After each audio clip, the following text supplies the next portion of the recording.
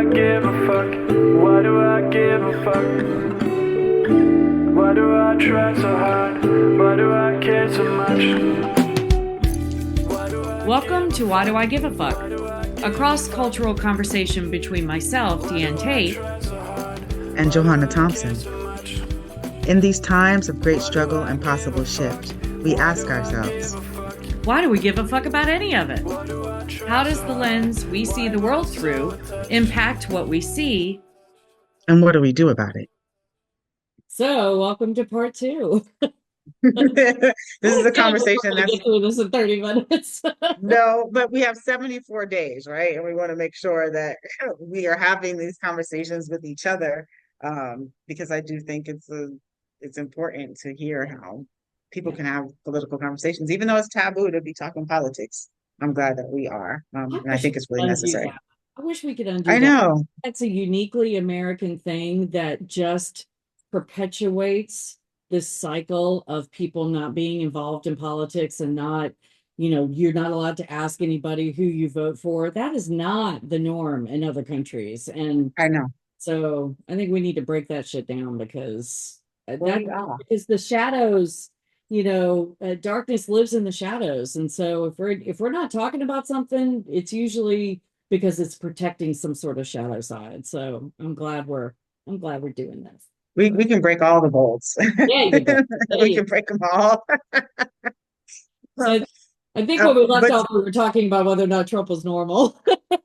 We were talking about whether or not Trump was normal, as we were also talking about the narrative about Kamala, right? As like kind of this auntie person. Like I was saying, I don't get saviorism. I do get normalcy. I do get the auntie that you can have a conversation with. Mm-hmm. And there are components of her political career that I do believe that that's accessible. Mm-hmm. And then there is the very conservative components of her political career and her decision making that cause me pause. If we're talking about the kind of United States that we want to see. Yeah. And then also seeing what her policy platform has been as Vice President of the United States. And the concern mostly of the policies, our foreign policies, and what's happening in Gaza. What I did appreciate about the speech is that she did comment on supporting Israel.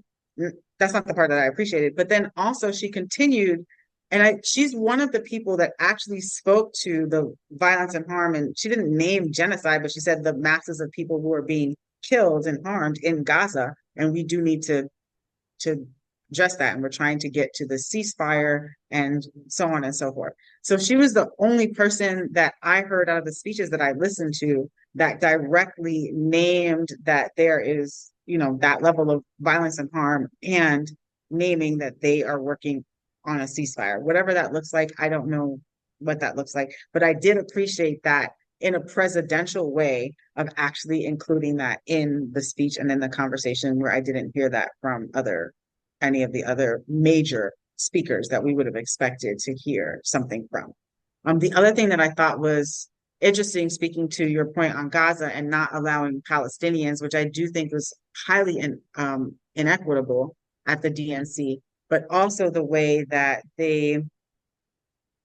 during the period of time when the Israeli family was up there giving their speech, and you were seeing a mass of people in the audience the camera kept on flashing to, who had tears, who had real sensitivity, and those people were not you can't identify people's faith, but they were brown people, they were people with like Asian facial features, or people that were in kind of like cultural Hispanic garb. So they were showing like also like a demographic of people that really felt some type of compassion for the Israeli people that were speaking. And I want to speak to that because we are such a violent nation, that we can have compassion for the trauma, but we also have to be thinking about what the measures of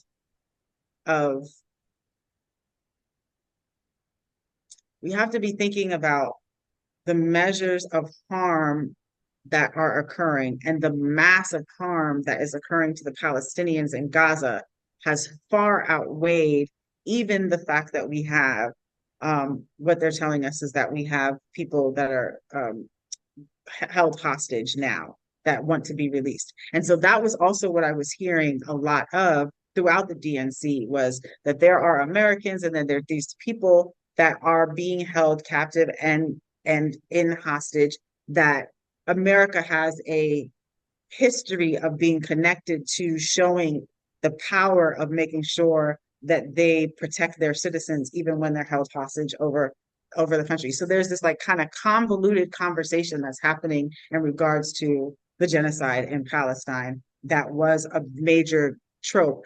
And I do think presidentially, if we're talking just about the office and not Black woman and all of that kind of stuff, but presidentially, I did appreciate the way that she spoke into that, because I thought that she did what it was that she could within the context of the climate that we're in, really. Yeah, so I might push back on that a little bit. You know, one of a content creator that I follow, that is originally from Charleston. He now teaches at Harvard. He teaches the Gullah Geechee language at Harvard. His name is Sun Michaud. He did a video on passive voice versus active voice, and he used Kamala's speech where she talked about Israel and then she talked about Gaza to illustrate the difference between active voice and passive voice. And that was a choice. Somebody sat down and wrote that speech and she approved it. And so she has said more than once, not just at the DNC, but in other, press conferences and whatever, we're working so hard to get a ceasefire, when just 2 days before they had sent billions more dollars to Israel to continue doing what they're doing. They know that if they stop sending the money and stop sending the bombs, Israel will run out of ammunition. They will no longer be able to bomb Gaza. And so I don't buy it. I think it placates that narrative of I'm doing the best I can. And I think it's very convenient that sometimes she's the vice president and doesn't have any power. And then other times she's the candidate for president and she's worked on all of these things. So all of that is calculated. She's has no power when it suits her, and she has all the power when it doesn't. And that's not limited just to her. That's anybody that's running for Anyone in office. So I'm not speaking just to her disingenuousness in this. That's just about the role. So yeah, it's good that she mentioned it. It's stupid that nobody else mentioned it the entire week. And she also didn't say, full transparency, we've been in talks with the Palestinians all week to have a Palestinian American come and speak, and we decided you weren't ready to hear that. She didn't offer that. She didn't. There was no clear understanding that they could have had a Palestinian American up on that stage, and if they cared about the people that are saying you need to do this differently or you're not going to get my vote, they would have had a Palestinian American up on that stage. So I don't understand what kind of I understand it, but I think it was a misstep to not allow that voice to be heard on stage, that disconnect. And there is one other thing that I was curious about that I wanted to revisit. You said that that our support of Israel has to happen. And I'm paraphrasing. That wasn't exactly what you said. And I have been learning that no, it doesn't have to. It's a choice. So I would love to, I'm curious about that. I don't know if we have the capacity to talk about that today, but I think that's a trope that we've been taught, that our support of Israel has to happen. And it doesn't have to happen. We are choosing to let it happen and to continue to let it happen. And if we're choosing it, in my way of looking at it, if we're choosing it, then we can also choose to stop doing it. and choose to make it, with one phone call, they could stop this, just stop giving them the bombs to keep dropping. So those are just the things that came up for me in listening into what you were saying. And that is why I like trying to save democracy is really critical. And when I say that has to happen, I'm imagining that I am curious about, because I have to really, this is an intentional way of using my language. Yes. I am curious about where a majority of the funding for the DNC actually comes from. And I'm curious about where a majority of our power positions in our local election financing actually comes from. And if I look at my state budget and I look at the way money is allocated, and I can see billions of dollars going to safety of the Israeli folks because folks who are of Jewish faith with Israeli power have a significant amount of resource and political power and pull. If that's the has to happen, because we exist in the 80-20 rule, and it's not even 80-20, it's the 99-1 rule. Right. And if we exist in that rule and we are funded by those with the power that be that are in support of Israel, if you don't do that, then the whole possibility of the platform does fall apart. If we are being fully 110% realistic about our actual political climate, that is more of an oligarchy than it actually is a democracy, then that's the has to happen. The has to happen but that's what I'm encouraging people. The frustration. Let's tear it down. It's not a democracy, it's an oligarchy. And so if we are serious about that, then I'm okay with it. I have grown to learn, or in my head to think it's okay if it falls apart, because it's actually not doing the things that we keep thinking we're doing when we go and pull our lever and vote. We're voting to continue 100%. The chaos instead of actually getting to the democracy that we so desperately seem to want to have. It just, in this moment, we're not going to get closer to democracy with Donald Trump in office, because he's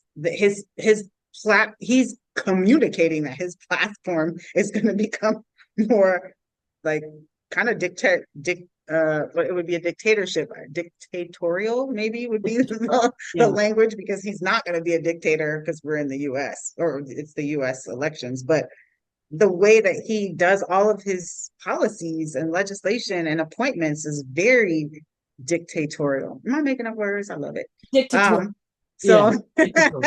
So we have to be, when we're having these conversations, it's important to be talking about where our values lie. And then also to be thinking about realistically what it is that we have to develop strategy against. Because we can't. It's a middle ground. Because I wonder if there's a middle ground. Like, I think Kamala gave us the middle ground of what was possible. I really honestly believe that. I think that she had to name the thing and she had to say the thing, because that is where our power is lying. We're seeing who's holding power by this 320 days worth of violence and aggression on non-white marginalized human beings that is going to actually continue here, right? Because what's happening in Israel and Gaza right now are the plans that they're setting here for Cop City. So like it's already happening. Yeah. It's already what is in the blueprint. And we have to be realistic about, okay, this is what we're dealing with, and what are the different mechanisms with which we are going to set ourselves up. And we can only do that by naming the things first, and actually talking about them, and actually saying, yo, this lady had to say it. Yo, they had to let these these Americans who have their child held hostage. Like, that is a narrative and a trope that in this political climate and moment, we don't want to actually have to be the reality, but that's the thing that has to happen so that we can motivate more people, and so that we can keep on getting the funding, and so that we can keep on, doing this comparative thing that's happening between the RNC and the DNC, the Democrats and the Republicans, because that is the political climate that we exist in. Until we develop plans to exist in a different political climate, which is going to be much more difficult to do if Donald Trump is in office, just from what they're talking about. I think it's going to be much more difficult. And I do hear revolution. I do hear that on the underskirts, but at the end of the day, realistically, right? We couldn't even get a real true revolution or change during the entire Black Lives Matter uprisings at Right. all. We just got more criminalized, we got over militarized, we got booted down more heavily. So we have to be very stealth in the way that we develop a strategy to really fight against the level of oppression and anti-Confederacy, Confederacy that we want to have an anti-Confederacy movement against. Mhm. There's nothing else, like that's where we are right now. We have to talk about that realistically, because yes, there's the things that we want and what we align with our values, and that is our North Star. But right now, we're not in the North Star. We are way, we're actually under the ground in one of the rings of hell. And we are We have to in get, that while the Democrats are in power. So yes, that's the middle ground that I feel like we don't often talk about these days. It's like it's going to be this if he gets in office. It's already that. Fascism is already here. You know, the cop cities are already here. Our police departments have been trained by the IOF, um, the the Israeli offensive forces. I don't call them the Israeli defensive forces mhm, for decades, right? So all of that, and I know you know this, I'm not preaching to you, I'm just saying it for the context of the conversation. And so that's the middle ground that I'm talking about, is that I'm not there yet to say, well, we have to just, we have to put Kamala in there and then we can work with her. I want to demand that she do it differently before she gets our vote. absolutely. I want to say, damn it, I'm not giving you my vote until you fucking earn it. And and that's where I get frustrated with our collective society, is that we're already apathetic about voting. We're already apathetic about being involved. Oh, I don't talk about politics, it's too divisive. Don't ask me who I voted for because that's none of your business. All of that shit is so it supports all of the narrative that gets us to this place every fucking 4 years. And so how do we spend the time between now and then doing it differently? And that's where I don't go down the road of, oh, but if he gets in office, it's going to be horrible. And I know that it's easy for me to say that as a white person. I just want to say that out loud. I've said it in other recordings, but if this is your first time listening to our conversations, I just want to say it out loud. I totally get that from my white place of privilege. It's a lot easier for me to say, well, let's just give this a shot and see where we go. I totally get that. Um, and like I've been listening to Jill Stein and her running mate Butch Ware, and they're talking about all the millions of people that don't vote in a typical election. And if all of Exactly. those people decide to show up for Jill Stein and Butch Ware, for example, they will win the election. It Mhm. actually doesn't. Jill's on the majority of the ballots across the country, so it's actually possible if people, and that's where I want to sit in between now and November, and in conversations with other people about this, to say we can still imagine something different between now and November if we choose to. It's a choice, just like it was a choice, everything that they did for the DNC to drum up that support and that excitement, like you articulated, the RNC to drum up the fear and the trepidation and the oh my God, because that was intentional. All of it's intentional. And so I guess I just want to focus my energies on the new intentional thing, like the thing that we're not normally talking about this close to a presidential election. Because by now most people are usually just like, oh well, whatever. These are the only two. Vote for the lesser two evils. Yada yada yada. I'm not convinced that it's going to be better with Kamala. I just don't know that to be true, because she's not talking about, she went out of her way to say we will have the most lethal, deadly military in the entire world, and the whole But office, that's Kamala. USA, Kamala's US. consistent. Yeah, Kamala's she is consistent with that. Kamala has consistent. never been, I know. she is a prosecutor. I She know. is a supporter of law enforcement. She is a Caribbean Yeah. Indian migrant. So like if we're looking at like caste system out of Yeah. India, if we're looking at class system out of the Caribbean, it's a Hmm. very colonial upbringing and mindset. I appreciate that level of consistency because you Yeah. know what it is that you're going to get from Yes. Kamala. Very conservative Democrat who believes in the bootstrap, who believes in militarization, and who Yeah. believes in the letter of the law, whatever the letter of the law is. So, and then also, recognizing the humanity of people and when there is harm, right? Because she does have a history of work for, people who are sex trafficked and domestic violence and all of those things that they were naming and highlighting at the DNC. So Yeah. she does have that element in her background, but super, super, super consistent in her policies. So if you're paying attention to her policies and you know who Kamala is and you know how she's going to vote and you know where she wasn't telling anybody anything that was new or like unheard of And in I her think in a speech. lot of ways So it's just as dangerous. I think in a lot of ways it can be just as dangerous. just as dangerous as just as dangerous as something that we cannot know if on a whim it switches from day to day. I think that a chaotic, the only thing that we know uh, that's consistent about Donald Trump is that there is no consistency, and that's not a comfortable place of consistence for me. Yeah, I mean, he's consistently inconsistent. And I don't want to wake up in the morning and be Yeah, the I get it. fantasy of like what is it today? At least with Kamala, we know which road we're going down. I get it. Um, and with him, we don't. We just don't.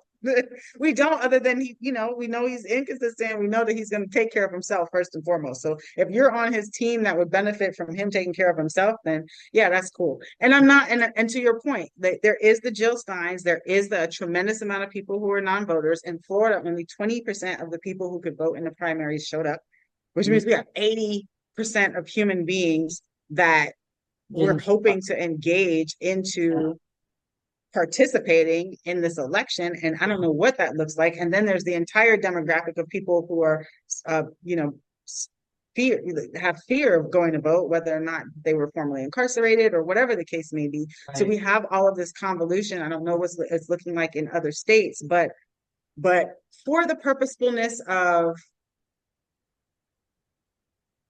invigorating and motivating the mass of folks who fall into the Democratic narrative and the blue wave, I do think that the DNC did an exceptional job in what that looks like for planning. Because I am a person who's skeptical, who's decided to completely leave the United States territory for Yeah. safety. But when I saw the DNC, I was like, all right, there is a mass of human beings who are engaged and motivated and thinking about this thing in a real way. And I needed to see that because I definitely have in my sphere of humans folks that are like, nah, this whole situation is ridiculous, and I'm not gonna waste my energy and time in this ridiculousness. Either way, we're gonna Yeah. be in trouble.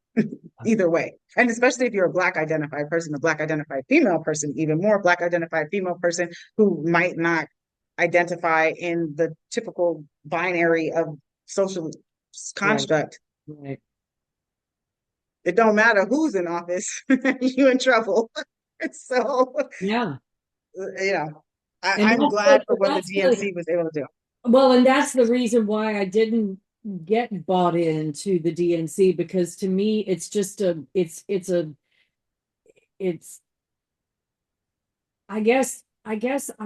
I'm hoping that our society will start to wake up to the pageantry and the narrative that is trying to be fed, regardless of which side is doing the narrative pushing. It's all narrative, and it's all intentional. And then they made an intentional choice to not hear and to thumb their nose and to ignore the people that they were in negotiations with all week long to get somebody a Palestinian American on that stage. That was a choice. And they know that the however many people showed up and voted uncommitted during the primaries, and that the entire swaths of communities, Muslim American communities, that are no longer going to support her because she did not allow a Palestinian voice to be on that stage. That also was a choice. And so they're still choosing. They're like giving you all this pageantry and saying, please back me.